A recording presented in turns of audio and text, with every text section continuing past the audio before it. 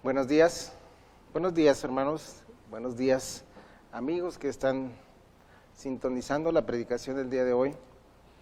Hoy comenzaremos una serie de mensajes basados en el Evangelio de Juan y quisiera que me acompañaran. Gracias Pastor Mario por la introducción, gracias por orar y estaremos pues viendo algunos mensajes basados en el Evangelio de Juan.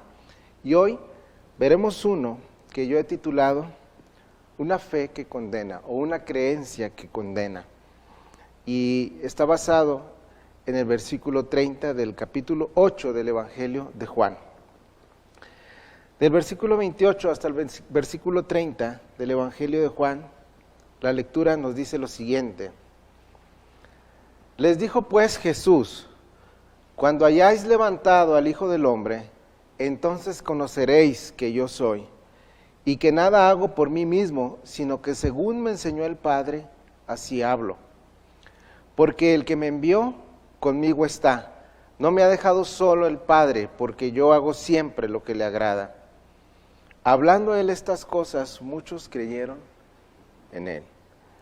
Bien, vamos a tratar de enfatizar sobre todo el concepto con el que concluye el pasaje donde dice que muchos creyeron en él.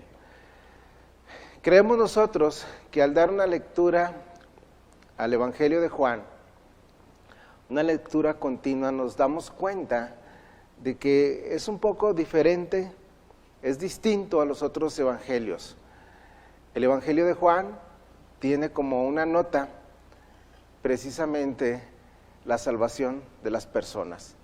Todas estas cosas hizo Jesús, dice al final del propio Evangelio, y estos milagros, para que creyeran que Jesús es el Hijo de Dios, y para que creyendo en Él tengáis vida eterna.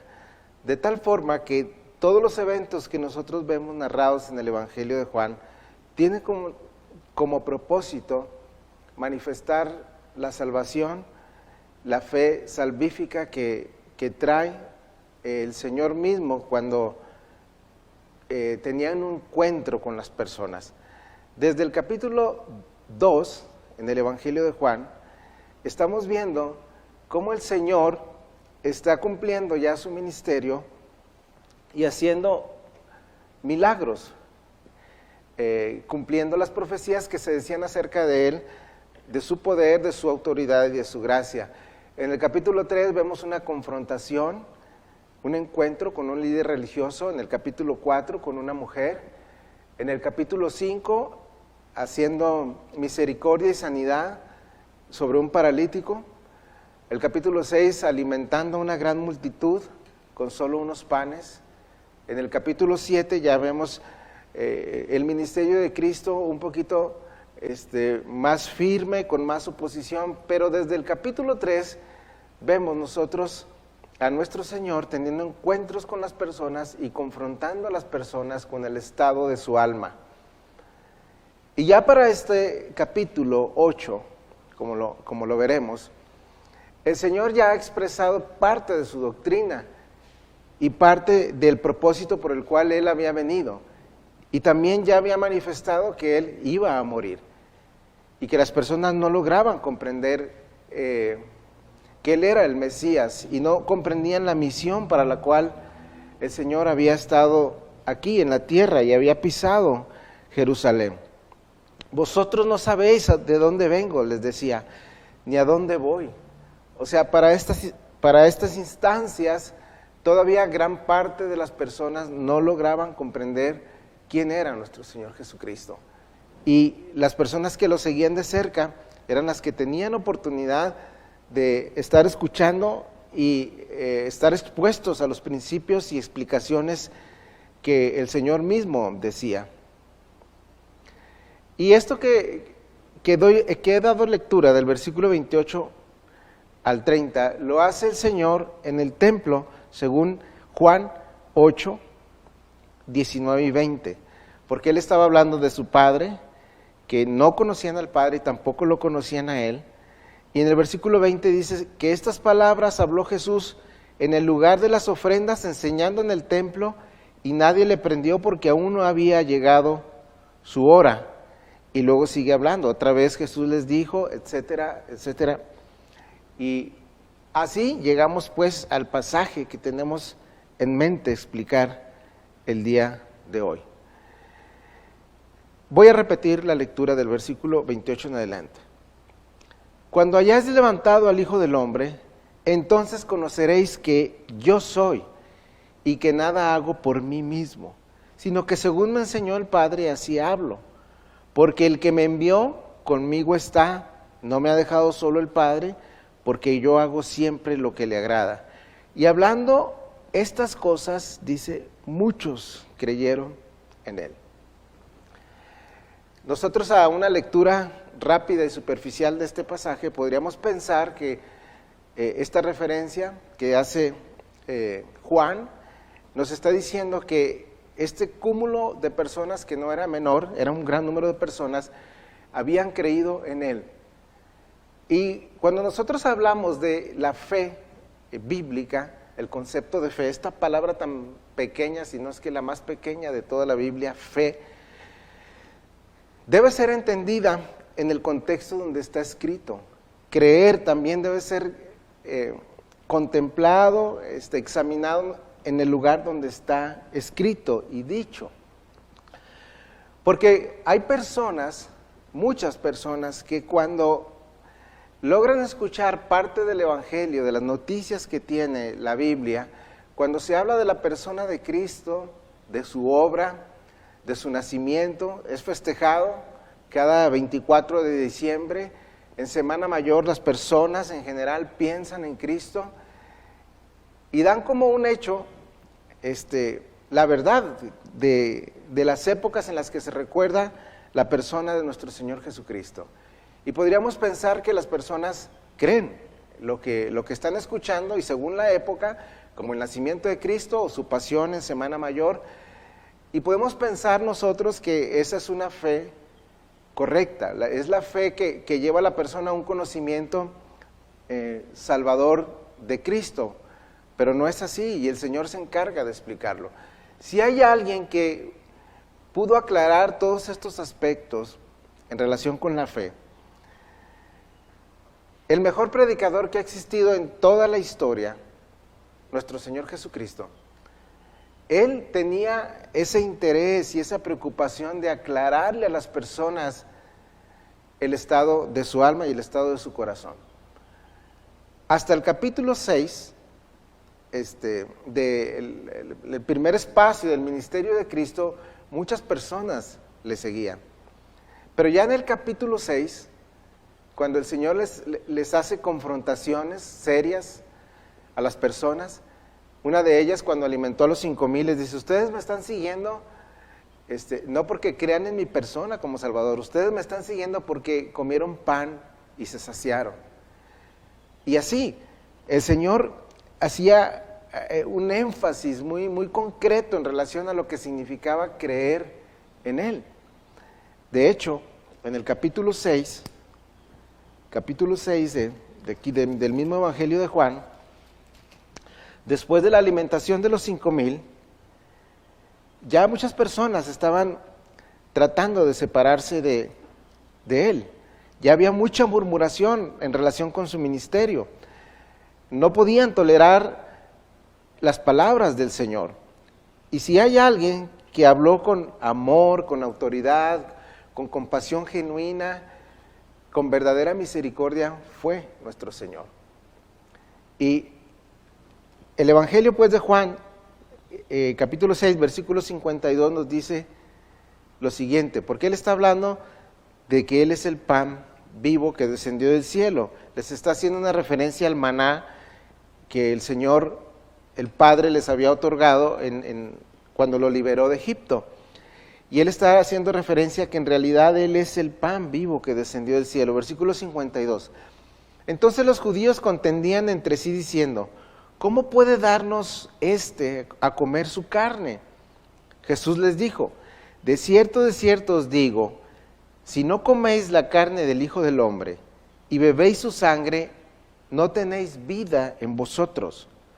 El que come mi carne y bebe mi sangre tiene vida eterna, y yo le resucitaré en el día postrero, porque mi carne es verdadera comida, mi sangre es verdadera bebida.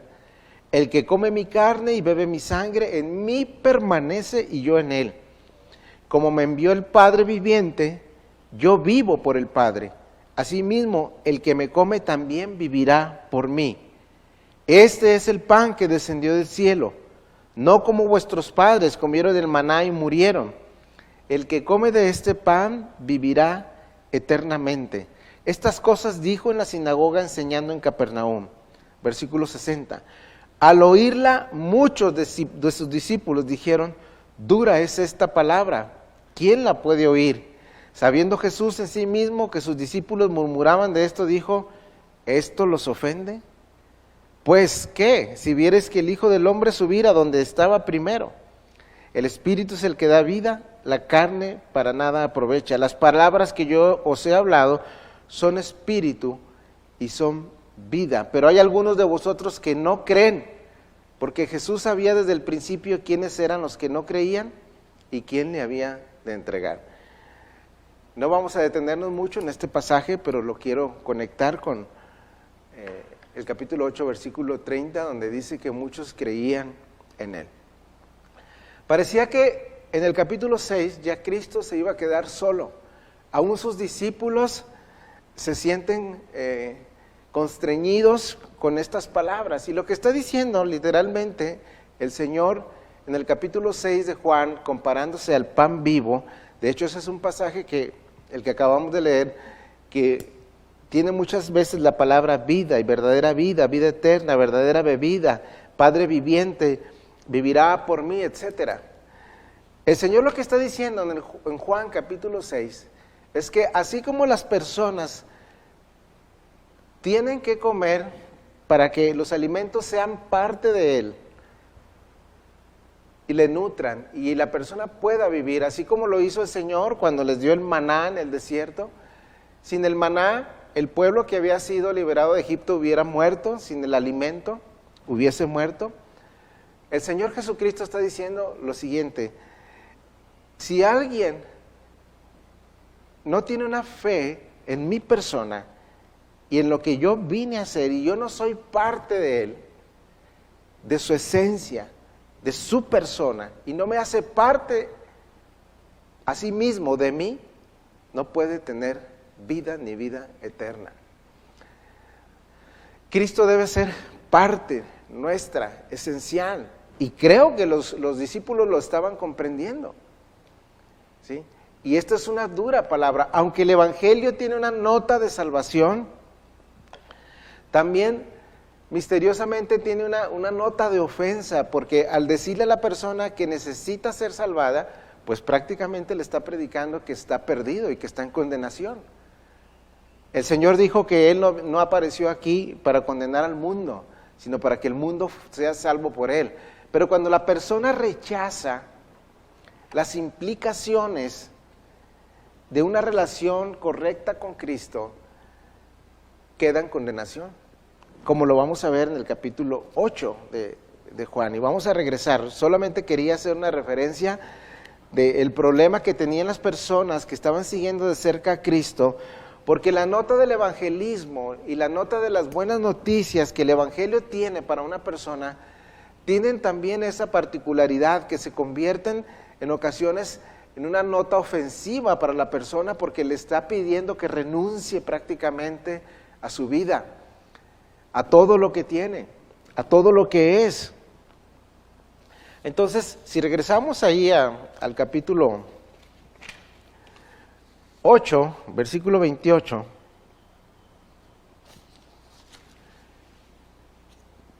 hasta el 30, notamos que en el 30, hablando él, Cristo, las cosas de que provenía del Padre, que provenía o venía del cielo para salvar a los hombres, dice que muchos creyeron en Él. Note esa frase, muchos creyeron en Él. Pero entonces Cristo toma estas palabras, más bien estas actitudes de ellos, y hace una referencia a lo siguiente, versículo 31. Dijo entonces Jesús a los judíos que habían creído en él. Noten nuevamente esa frase. Versículo 30, muchos habían creído en él. Versículo 31, él hace referencia y habla a aquellos que habían creído en él. Y les dice lo siguiente. Si vosotros permaneciereis en mi palabra, seréis verdaderamente mis discípulos. Y conoceréis la verdad, y la verdad os hará libres. Hasta ahí vamos a examinar por el momento, ¿sí? Es una clara palabra a aquellos que habían creído en él. Hasta aquí el Señor había revelado su misión, había revelado de dónde venía, había revelado su función y había revelado los propósitos que él tenía y el Padre tenían para él. Y vamos a decir, no hay problema alguno hasta aquí, hasta el versículo 30. El problema empieza en el versículo 31. ¿Sí? Ahí tenemos un problema muy serio, porque el Señor se está dirigiendo a aquellos que decían que habían creído en él. Y el Señor hace una mención que en realidad ellos estaban comprendiendo y que las personas también comprenden, que usted ha comprendido, que yo he comprendido. Si ustedes permanecen en mis palabras, mi palabra permanece en ustedes, seréis verdaderamente mis discípulos y conoceréis la verdad y la verdad os hará libres. ¿Qué implicaciones tiene este versículo para nosotros? Porque el Señor dice en este ofrecimiento, que es uno de los más maravillosos de toda la palabra, no debería tener absolutamente ninguna objeción? Si nosotros hubiésemos estado allí y hubiéramos escuchado las palabras de Cristo del versículo 31, tú permanece en mí, sigue confiando y escuchándome a mí, que mi palabra permanezca en ti, y tú vas a llegar a ser verdaderamente un discípulo mío. Y lo que va a suceder es que conocerás la verdad y la verdad te hará libre. Esto no debería tener ninguna objeción, como vamos a ver enseguida lo que hicieron este grupo de personas. ¿Sí? Cristo está prometiendo verdadera libertad. Cuando conozcamos la verdad en relación con su obra, el efecto de su muerte en la cruz, de su resurrección y de la ascensión a la gloria del Padre, toda esta verdad que compone el Evangelio, su vida, muerte, resurrección y ascensión, esa es la verdad que le puede traer la liberación a un ser humano de su esclavitud, de su confinamiento. Y entonces, cuando nosotros tenemos solamente una fe, una creencia en datos acerca de Cristo, en Navidad, en Semana Mayor, en referencia a su amor al morir por las personas o por la raza humana en una cruz, podemos decir que esa es una creencia que nadie batalla para aceptar. Pero entonces cuando viene una palabra del Señor que tiene implicaciones para nosotros, directas, que nos confrontan y nos dicen que somos esclavos del pecado, es ahí donde tenemos el problema. Y es ahí donde el Señor hizo énfasis en este pasaje. Dice pues el versículo 30 que muchos habían creído, y a aquellos que habían creído, el Señor les dice que permanezcan escuchando sus palabras, porque si permanecen escuchando sus palabras, conocerán la verdad y la verdad los va a libertar, los va a hacer libres. Tendrán la oportunidad de creer de una forma salvadora, cuando se den cuenta en realidad de lo que los está esclavizando, que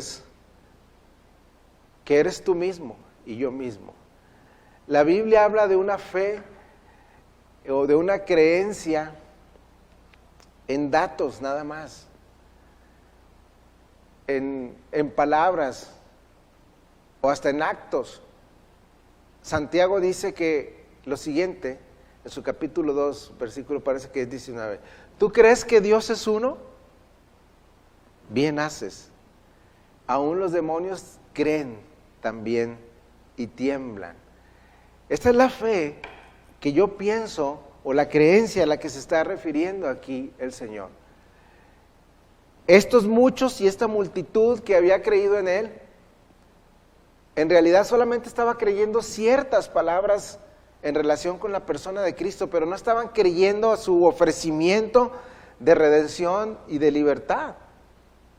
¿Cómo lo sé? Bueno, por lo que sigue en el versículo 33, le respondieron: linaje de Abraham somos, y jamás hemos sido esclavos de nadie.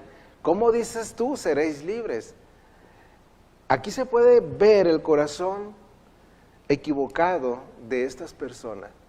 En primer lugar, ellos debían saber que habían sido esclavos en Egipto por 400 años o más. Y habían sido esclavizados también por los babilonios por 70 o poco más años. Y tal vez lo que nosotros encontramos aquí es una nota de sarcasmo y de protesta. Ahorita, nuestro estado actual es de libertad. A lo mejor nuestros padres tuvieron un desliz pensando en la esclavitud egipcia o en la esclavitud babilónica. Pero dicen ellos, jamás hemos sido esclavos de nadie. Y en realidad yo creo que sí estaban comprendiendo el mensaje que Cristo les estaba transmitiendo. Como en ocasiones nosotros hemos tratado de presentar un evangelio claro a las personas. Una de las personas más queridas en mi juventud, que tuve oportunidad de hablarle, lo que llaman el primer amor, yo le estaba tan interesado en su vida, le apreciaba como amigo, y yo le empecé a hablar insistentemente acerca del evangelio hasta que un día me detuvo. Yo tendría alrededor de 23 años, así, nos pusimos frente a frente como amigos, y él me miró al rostro y me dijo: es que sí te entiendo todo lo que me estás diciendo, pero no quiero, yo dejaría de hacer lo que a mí me gusta. El problema se encuentra en el corazón, en el interior. El hombre sabe que es esclavo de su pecado. Cada noche al ir y dormir, al tener un tiempo de reflexión, su conciencia lo acusa directamente acerca de todas sus debilidades y sus fallos. Y sabe bien el hombre que no se puede liberar a sí mismo de ese problema. Cuando a mí me predicaron el evangelio, fue el pasaje que el Señor usó fue Mateo capítulo 12. No lo iremos a ver. Simplemente, en resumen, lo que se me quedó tan grabado es que es aquel espíritu que sale del hombre y lo deja por un momento, pero luego vuelve con otros peores, y el estado de aquella persona es peor que el primero en el que estaba. Y en mi necedad y en mi autoengaño, y al sentirme yo libre, yo decía: no, yo me puedo liberar a mí mismo. Yo no voy a molestar a Dios. Y si Cristo fue cargado con tantas culpas y tantas penas por la humanidad, pues yo no le quiero dar ese problema a Dios. O sea, en el fondo ese era un razonamiento mío. Yo me liberaré de estas penas, de esta esclavitud y de este pecado. Y por momentos dejaba de hacer lo malo, pero luego se cumplía la palabra, volvía a ser una persona peor que la que antes había sido. Y se manifestaba pues este dominio del pecado sobre mi vida, porque en realidad Cristo aquí no se está refiriendo a una esclavitud nacional. El Señor, el énfasis que usa para con estas personas es el siguiente. Versículo 33, lo retomamos. Le respondieron los judíos: linaje de Abraham somos, y jamás hemos sido esclavos de nadie. ¿Cómo dices tú, seréis libres? Jesús le respondió: de cierto os digo que todo aquel que hace pecado esclavo es del pecado. Y el esclavo no queda en la casa para siempre, el Hijo sí queda para siempre. Así que si el Hijo os libertare, seréis verdaderamente libres. Sé que sois descendientes de Abraham, pero procuráis matarme porque mis palabras no haya cabida en vosotros. Yo hablo lo que he visto acerca del Padre, y vosotros hacéis lo que habéis oído acerca de vuestro Padre. Y sigue creciendo en un tono de ofensa este diálogo. Respondieron y le dijeron, nuestro padre es Abraham. Jesús les dijo, si fueseis hijos de Abraham, las obras de Abraham haríais. Lo que hice referencia acerca del libro de Santiago, la fe sin obras está muerta. Y Abraham manifestó fe e hizo obras. Pero ahora procuráis matarme a mí, hombre que os he hablado la verdad, la cual he oído de Dios. ¿No hizo esto Abraham? Vosotros hacéis las obras de vuestro padre. Entonces le dijeron, fíjense cómo va creciendo aquí la confrontación. Nosotros no somos nacidos de fornicación. Esta es una referencia al nacimiento de Cristo virginal. ¿Hasta dónde llega en realidad la esclavitud del pecado de esta generación? Nosotros no somos nacidos de fornicación. Un padre tenemos que es Dios. Y el Señor no para ahí el diálogo. Les responde, si vuestro Padre fuese Dios, ciertamente me amaríais. Porque yo de Dios he salido y he venido, pues no he venido de mí mismo, sino que Él me envió. ¿Por qué no entendéis mi lenguaje? ¿Por qué no podéis escuchar mi palabra? Vosotros sois de vuestro padre el diablo, y los deseos de vuestro padre queréis hacer. Él ha sido homicida desde el principio, y no ha permanecido en la verdad, porque no hay verdad en él. Cuando habla mentira, de suyo habla, porque es mentiroso y padre de mentira. Y a mí, porque digo la verdad, no me creéis. ¿Quién de vosotros me redarguye de pecado? Pues si digo la verdad, ¿por qué vosotros no me creéis? El que es de Dios, las palabras de Dios oye. Por esto no las oís vosotros, porque no sois de Dios. Este es un pasaje digno de volver a retomar y de meditar. El Señor hace una explicación tan clara a lo que se está Él refiriendo acerca de la libertad que Él ofrece. No es una libertad política, no es una libertad social de la que Él está hablando. Él está hablando, nuestro Señor, acerca de una libertad tanto de condenación como una libertad para hacer lo bueno. Pero nosotros podríamos pensar, ¿cuál es el concepto de libertad para una persona? Bueno, varía dependiendo de su educación, de su familia, de su raza, de donde él haya sido instruido, donde él haya vivido. Pero no por eso podemos pensar que cada hombre, cada persona debe tener un concepto de libertad. El concepto de la libertad es claro en la Biblia y está sujeto a ciertos decretos, a ciertas normas, acerca de ciertas leyes. Esa es la verdadera libertad. Hoy los hombres llaman libertad al derecho de asesinar en el vientre a un niño, llaman libertad al derecho de contraer matrimonio con una persona del mismo género, llaman libertad al poder abandonar a sus padres y tenerlos en una angustia. Un hombre dejando a una mujer, ¿a eso le puede llamar libertad para casarse con otra? ¿O una mujer a un hombre? A eso le llaman libertad.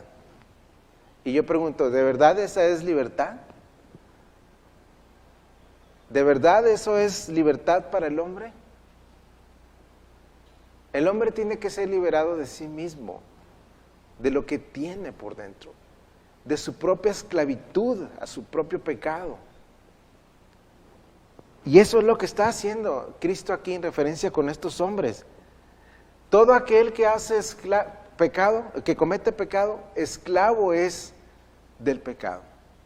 Lo está explicando con mucha precisión en el versículo 34. De cierto os digo que todo aquel que hace pecado, esclavo es del pecado.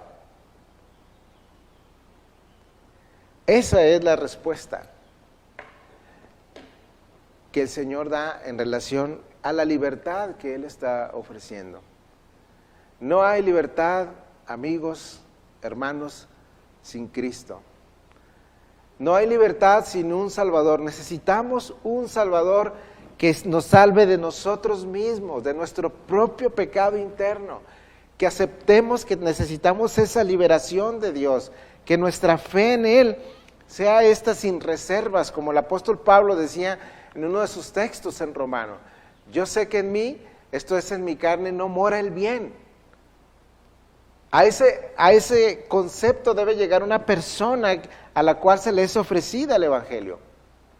Y nuestro evangelismo debe ser tan claro y tan preciso como lo hacía nuestro Señor. El Señor no dejaba asuntos al aire. Él está explicando con toda claridad a qué se está refiriendo cuando ofrece libertad.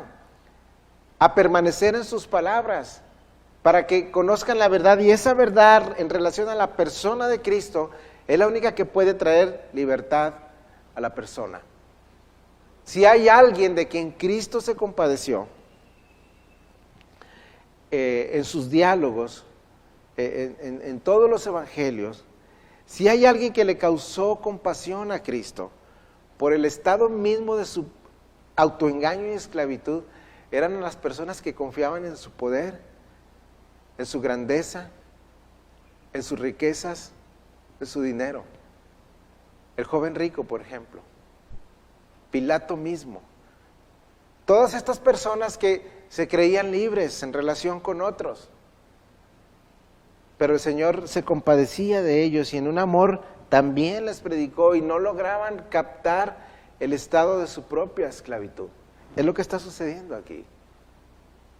Hasta que el hombre llega a reconocer que es un esclavo del pecado, que lleva sus propias miserias dentro de sí mismo, que no podrá jamás liberarse de ellas, a menos de que venga alguien y lo rescate, y que diga como el apóstol Pablo, yo sé que en mí no mora el bien.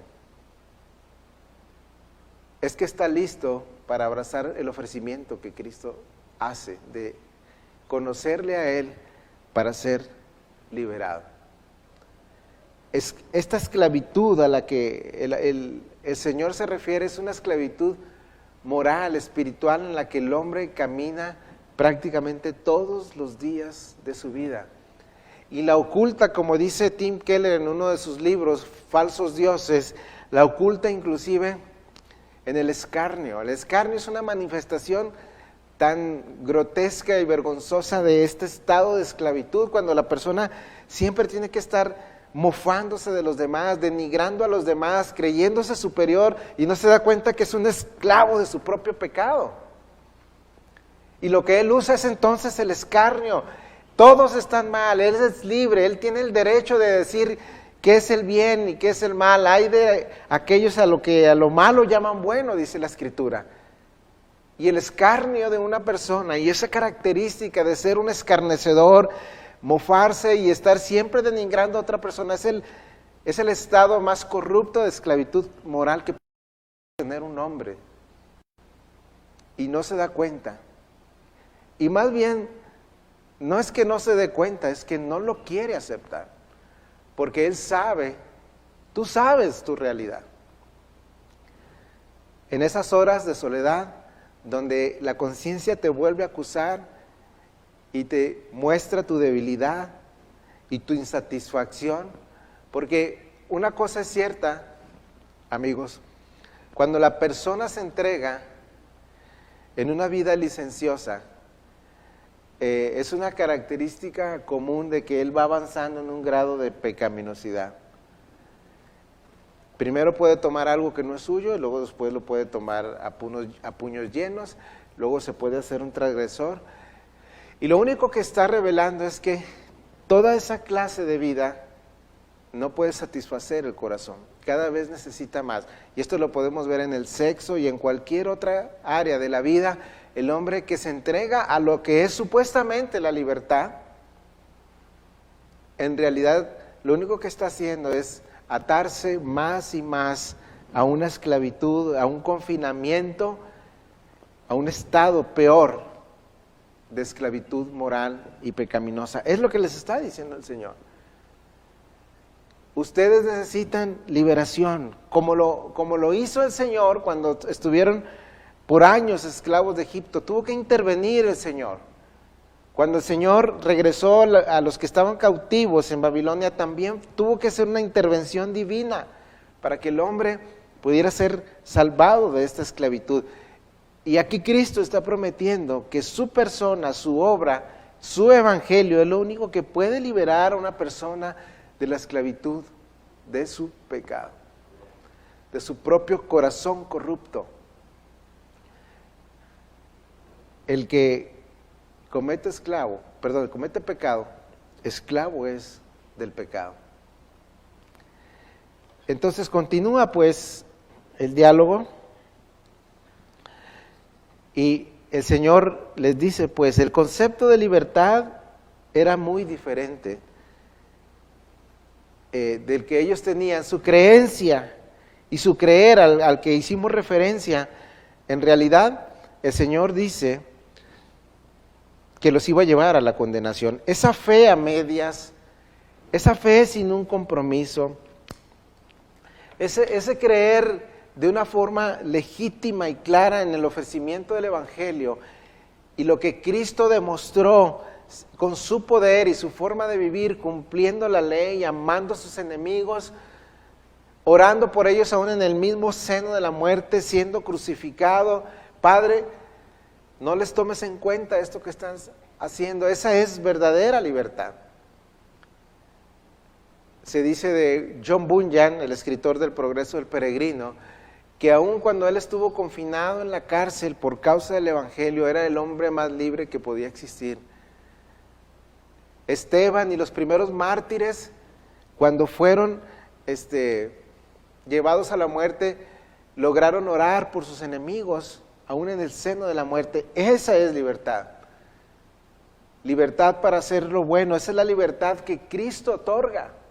Más libre dentro de una prisión que los que estaban fuera, confinándolo. Esa es la libertad moral, espiritual a la que Cristo hace referencia cuando nosotros le permitimos que Él sea el Señor de nuestra vida. Eso es lo que se está tomando en cuenta en Juan capítulo 8, ¿sí? Y eso es lo que predicaron los apóstoles, lo que predicó nuestro Señor Jesucristo, y eso fue lo que predicaron los primeros cristianos. Aquí en una nota práctica, para nosotros los que somos ya cristianos, es que nuestro evangelismo debe ser tan apegado a las Escrituras. Debemos estar reflexionando continuamente en el Evangelio que trajo salvación a nuestra vida, compartirlo como el Señor lo compartía, porque puede causar, o puede tener una causa, un efecto doble.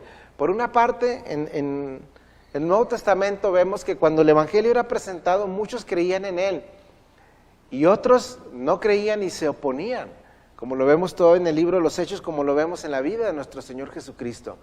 Y como dije al inicio, no es que el Evangelio tenga esta nota de estar enemistando a las personas con Dios, todo lo contrario. El mensaje del Evangelio es presentar la reconciliación con Dios. Pero en aquellas personas que se creen justas, que creen que tienen derecho a la libertad, que creen que tienen derecho a definir lo que es la verdad y que creen que tienen derecho a definir quién es Dios, en ellos causa un choque. Es chocante para ellos. En una persona que se empecina a creer que procedemos de la generación espontánea, que no hay un Dios ante el cual seamos responsables, predicamos el Evangelio para que ellos tengan libertad y puede ser que cause en ellos una confrontación, una ofensa, aunque no es la intención nuestra al predicarles el Evangelio. Recuerdo cuando los primeros años que empecé a escuchar el Evangelio, escuché a un hombre hablar, vino aquí a Torreón, él fue un cantante famoso. Él fue un cantante famoso, de hecho solo sacó un disco ya como cristiano y se retiró y se dedicó al pastoreo. No voy a mencionar su nombre. Le escuché en vivo y cómo se me grabó parte de su predicación y su testimonio. Él dijo algo bien claro que después lo pude meditar. La persona que le predicó a este hombre el evangelio era un hombre comprometido con la verdad, porque este cantante le hizo una pregunta a su predicador, a su evangelista, y fue la siguiente: como él no tuvo padre, fue huérfano, o su padre le abandonó, no lo recuerdo muy bien, él amaba mucho a su abuelo, pero él sabía que su abuelo fue un hombre perverso, y que fue un hombre malo, pero él lo amaba porque lo cuidó y se hizo cargo de él. Y este hombre, al escuchar las noticias de las buenas nuevas y al ir comprendiendo lo que Cristo ofrece, emocionado, abrazando todas las verdades del evangelio, pero aún dice él, no había yo entregado sin reservas a Cristo mi vida. Le hace la pregunta a la persona que lo estaba instruyendo: ¿y qué pasa con mi abuelo?, le dice. Porque al escuchar esta hermosa noticia de vida eterna, de salvación y de liberación, quiero hacerle la pregunta a la persona que más amé: ¿qué pasa con ella? Ella ya había muerto. Y este comprometido siervo de Dios le mostró con la propia palabra lo que la palabra de Dios dice en relación a las personas que mueren sin Cristo. Uno pudiera pensar que puede evadir esa respuesta, es como si nosotros pudiéramos defender a Dios o defender su verdad. Y este hombre le mostró lo que la Biblia dice de aquellos que mueren sin salvación, sin conocer a Cristo. Este cantante meditó por un par de días, según lo recuerdo, esa explicación que le dio la persona. Y aún así, entendiendo que tal vez su abuelo no haya sido contado entre los salvados, él abrazó la fe salvadora. Porque en ocasiones el evangelio tiene demandas personales hacia nuestra persona, hacia nosotros específicamente, como lo hizo aquí. No es que el evangelio venga y salve nuestro pasado de pecado y los futuros pecados que podamos nosotros cometer. El evangelio tiene un alcance tan maravilloso y tan glorioso que nos salva a nosotros como personas. Hebreos 7:25 dice que Él intercederá por nosotros perpetuamente. Tiene esa nota tan grandiosa de hacernos libres y darnos un lugar entre los santificados, como dice su palabra. Entonces, el concepto de libertad que tenían estas personas estaba enfocado únicamente al aspecto político y social. Y Cristo dice, no estoy hablando de eso. El concepto de libertad tiene que ver con el alma, con el interior. Y vamos a retomar para concluir nuevamente el versículo 34 y 35. De cierto os digo que todo aquel que hace pecado, esclavo es del pecado, y el esclavo no queda en la casa para siempre, el Hijo sí queda para siempre. Así que, si el Hijo libertare, seréis verdaderamente libres. Hasta allí. Todo lo demás que viene no es otra cosa más que una explicación del diálogo de esta verdad.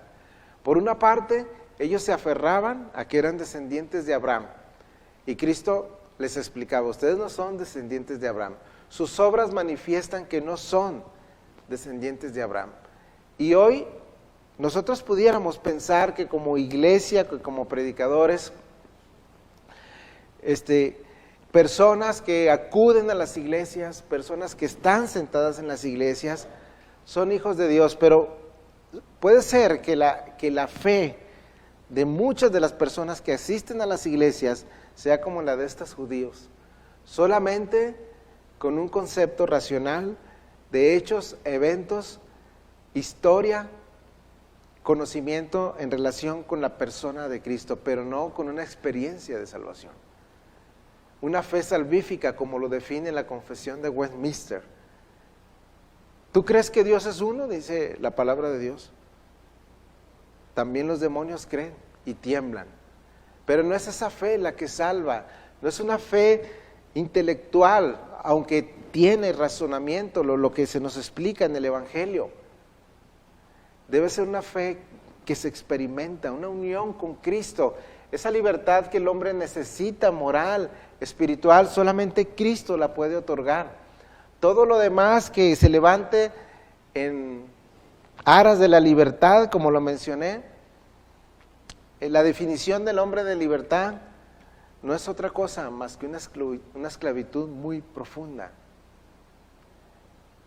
Y regresamos para concluir al ofrecimiento que Cristo hizo en el versículo 31 y 32.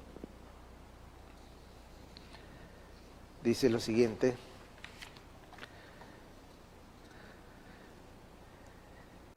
si vosotros permanecereis en mis palabras, seréis verdaderamente mis discípulos y conoceréis la verdad, y la verdad os hará libres. No hay otro ofrecimiento más maravilloso y sublime que el Evangelio le pueda hacer a una persona. Cristo y su Evangelio le ofrecen a usted liberación de su propio pecado y de su propia persona. El Señor, cuando hacía referencia a este diálogo en este propio capítulo, les dice a los judíos: ustedes juzgan según la carne, yo no juzgo así. El Señor les estaba diciendo, su juicio está al nivel de las personas naturales, sin vida espiritual. O sea, el juicio suyo acerca de la libertad era semejante al juicio o al discernimiento que tiene hoy una persona acerca de la libertad, como dije, y que usa esa libertad como una licencia para hacer lo malo. Para él eso es libertad.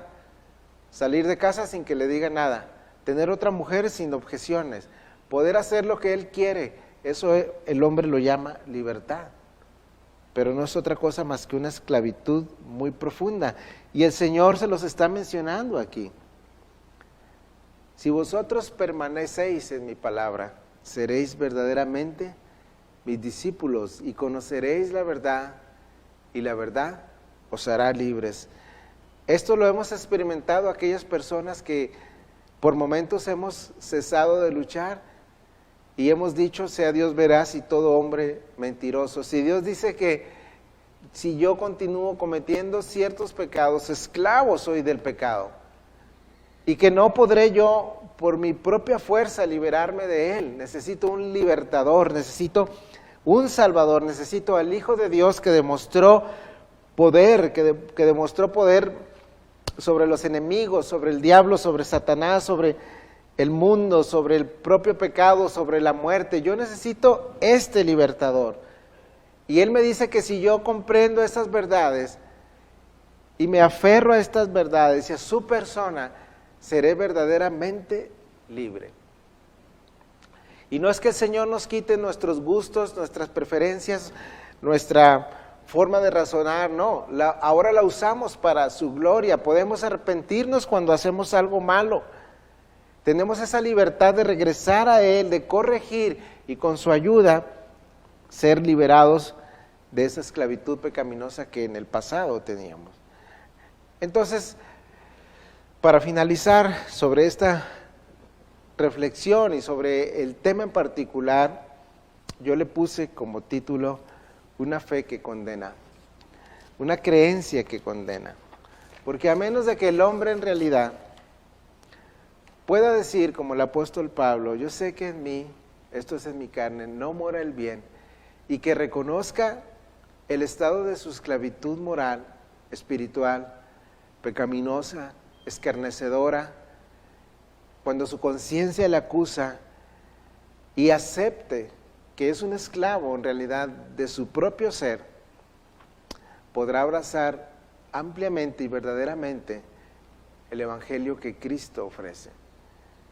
Y yo me dirijo hoy a todas las personas que saben en su interior que no tienen fe salvadora. Permanezca escuchando la verdad. La verdad tiene ese poder para hacerle libre. Cuando usted logre escuchar la voz de Dios y en su gracia su espíritu pueda venir a usted, a su propia alma, a lo más profundo de su persona, y le haga reconocer que es un esclavo y que nunca se podrá liberar, entonces verá la luz a la que el mismo Señor hace referencia. Yo soy la luz del mundo, y el que me sigue no andará en tinieblas, sino que tendrá la luz de la vida. Y termino con esta pregunta: ¿está usted seguro que su fe es una fe salvadora? ¿O tendrá usted una creencia como estas personas que las llevaron a la condenación? Mientras usted siga teniendo reservas y una buena opinión de sí mismo, de que no necesita un Salvador, usted está en un peligro continuo de condenación. Mientras usted se siga resistiendo a lo que la palabra de Dios dice acerca del pecado, usted está en un peligro como lo estaban estas personas que no comprendían las palabras del Señor. Versículos antes el Señor les dice: ustedes morirán en sus pecados, porque ellos no querían reconocer que necesitaban a este Mesías, a este Salvador, quien prometía liberación del castigo de la pena eterna, que prometía libertad moral, libertad espiritual y una libertad para servir al Señor, a su Creador. Y yo quisiera rogarle que permanezca usted, si sabe que no tiene una fe salvadora, que su creencia, si es probada como fue probada la de estos hombres, no permanecería.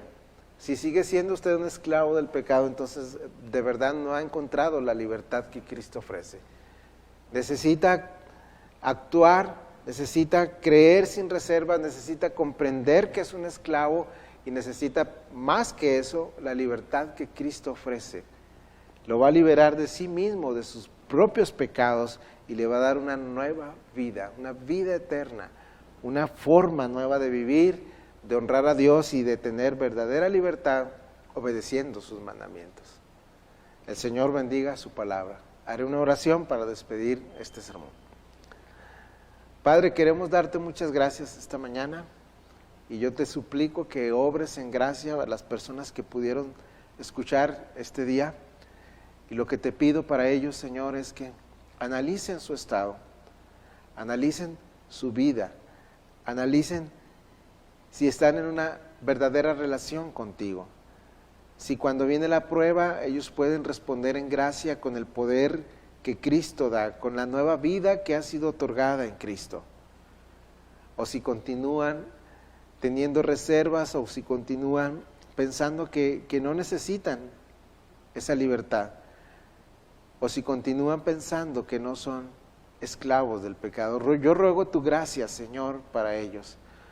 Ruego que en tu misericordia les des esta gracia de saber que cuando una persona no puede ser libre de sus maneras, de sus formas, de sus odios, de su falta de perdón, muestra, Señor, que están en tinieblas y en esclavitud. Pero que esto no quede ahí, oh Padre, sino que también venga la revelación y la gracia que Cristo ofrece para que sean ellos liberados. Un día lo hiciste con nosotros cuando doblamos nuestras manos, cuando dijimos: aquí está nuestra vida deshecha, Señor, llena de fracasos, llena de sinsabores y llena de pecado. Pero qué hermoso ese día y qué glorioso ese día que vino la luz de tu evangelio, el poder al cual tu palabra habla, que el evangelio es poder de Dios para salvación, y vino, se instaló en nosotros y nos dio una nueva vida. Te pedimos esto para aquellos que están escuchando el día de hoy y saben que en realidad, si fuera probada su fe, sería hallada falta. En el nombre de Cristo, yo te ruego que acepten este ofrecimiento de nuestro Señor, que permanezcan en ti, escuchando tu verdad, y esta verdad en un tiempo cercano los pueda hacer libres. En el nombre de Cristo te pido esto. Amén.